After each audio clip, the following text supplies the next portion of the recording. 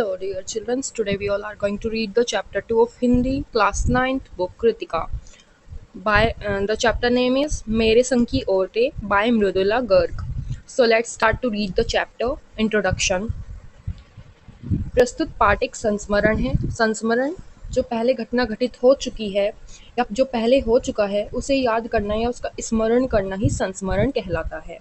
Here is that इस पाठ के माध्यम से हिंदी की सुपरिचित कथा लेखिका मृदुला गर्ग ने अपने सगे संबंधियों के जीवन और उनकी कार्यशैली मतलब उनके काम करने के तरीके का वर्णन इस पाठ में करते हुए उनके जीवन की जितनी भी तमाम मतलब जितनी भी उनके जीवन में प्रमुख घटनाएं घटित हुई है और ओहो-पोहो का जन सामान्य जो जीवन है उसे अनुभव करते हुए उसे एक अनुभव क्षेत्र की वस्तु बनाकर इस पाठ में प्रस्तुत किया है।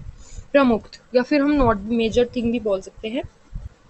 महिला और नारी जीवन इर्द गिर्द घूमती मतलब ये जो पाठ है ये महिला और नारी के जीवन इर्द गिर्द घूमता हुआ पाठ है और इसका सेंटर ऑफ पॉइंट मतलब केंद्रीय संवेदना आज की नारी की प्रगतिशीलता और आज से पहले की स्त्री समाज की पारंपरिकता का सम्मिश्रित रूप प्रस्तुत करती है।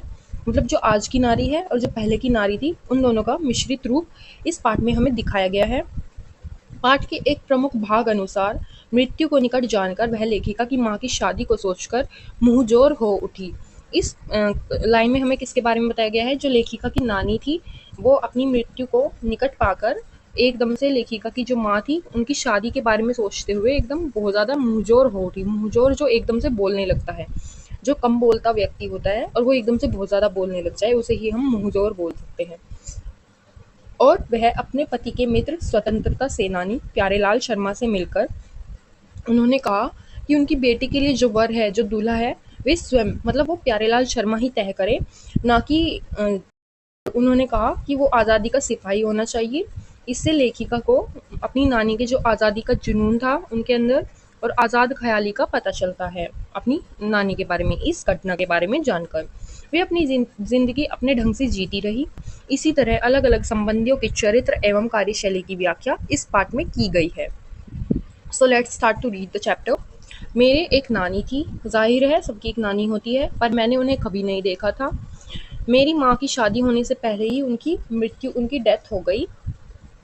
शायद नानी से कहानी ना सुन पाने के कारण बाद में हम 3 बहिनों मतलब बहिनों मीन्स बहनों को खुद कहानियाँ कहनी पड़ी, मतलब एक दूसरे को खुद ही कहानियाँ सुनानी पड़ी। नानी से कहानी भले ही ना सुनी हो, नानी की कहानी ज़रूर सुनी है और बहुत बाद में जाकर उसका असली मर्म मतलब रहस्य, मर्म मीन्स रहस्य समझ आया। पहले इतना ही जाना कि मेरी नानी पारंपरिक अनपढ़ परदानशी औरत थी जिनके पति शादी के तुरंत बाद उन्हें छोड़कर बैरिस्ट्री पढ़ने विलायत चले गए थे।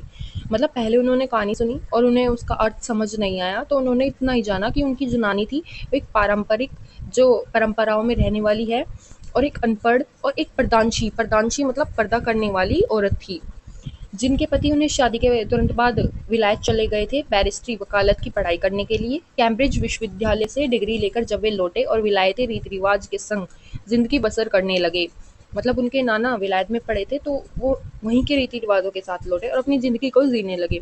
लेकिन नानी ने अपने रहन सहन पर उसको कोई असर नहीं पड़ने दिया। मतलब वो अपना जीवन जैसे उनके आने से पहले जी रही थी वैसे ही अब जी रही थी जब वो आ चुके थे। ना उन्होंने अपनी किसी इच्छा, आकांक्षा, नापसंद का इज़हार मतलब व्यक्त करना, अपनी पसंद को अपने पति को बताया, उन्होंने कभी नहीं बताया। पर जब कम उम्र में नानी ने खुद को मौत के करीब पाया तो 15 वर्षीय इकलौती बेटी मेरी माँ, इसकी माँ लेखिका की माँ की शादी की फ़िक्र ने उन्हें इतना ज़्यादा डरा दिया कि वो एकदम बहुत ज़्यादा बोलने वाली हो उठी। ना मुँहज़ोर हो उठना मतलब बहुत ज़्यादा बोलने लग जाना एकदम से। नाना से उन्होंने कहा कि पर्दे का लिहाज छोड़कर उनके दोस्त स्वतंत्रता सेनानी प्यारेलाल शर्मा से वो मिलना चाहती है। सब दंग रह गए, मतलब सब हैरान रह गए कि मतलब ये क्या कहना चाह रही है।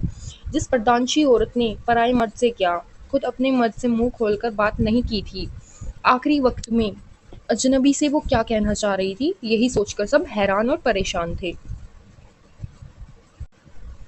पर नाना ने वक्त की कमी और मौके की नज़ाकत की लाज रखी, सवाल जवाब में वक्त बर्बाद नहीं किया और फ़ौरन जाकर दोस्त को लिवा लाए, मतलब अपने दोस्त को ले आए और बीवी के हुजूर में पेश कर दिया।